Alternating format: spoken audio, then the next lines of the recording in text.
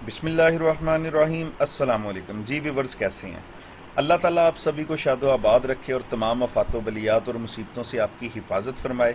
मेरा नाम है आमिर और आप देख रहे हैं मेरा YouTube channel family food corner. आज हम बनाएंगे बहुत ही रिफ्रेशिंग और मज़ेदार फालसे का जूस, और वो भी बगैर सोडा बोतल के। तो देखते हैं इसके लिए हमें किन किन चीज़ों की ज़रूरत है और ये किस तरह से बनेगा। इसके लिए मैंने लिया है 1 पाव फालसा। इससे 5 गिलास जूस के बनेंगे। 50 ग्राम के हिसाब से आपने लेना है। 50 ग्राम फालसे से 1 गिलास बनेगा। और 1 चम्मच 1 गिलास के हिसाब से आपने चीनी डालनी है। तो 5 गिलास के लिए 5 खाने के चम्मच चीनी के हो गए।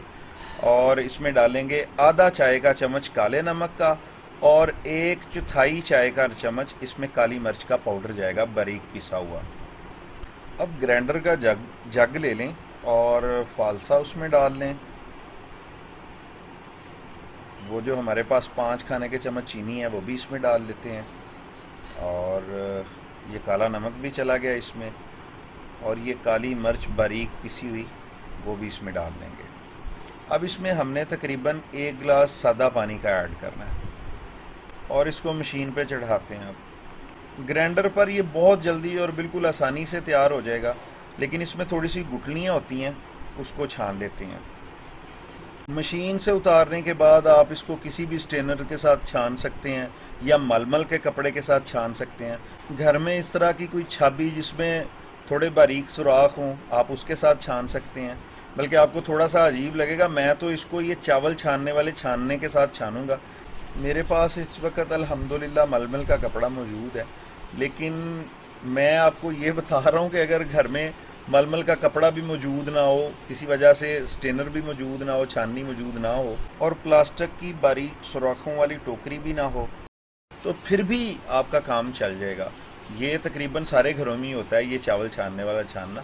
इससे इससे एक तो इसकी गुठलियाँ अलग हो जाती हैं, और दूसरे इसके सारे पार्टिकल्स, इसके सुराख थोड़े से खुले होते हैं तो उसमें से नीचे चले जाते हैं, जिससे जो फालसे का जूस है वो थोड़ा थिक बनेगा।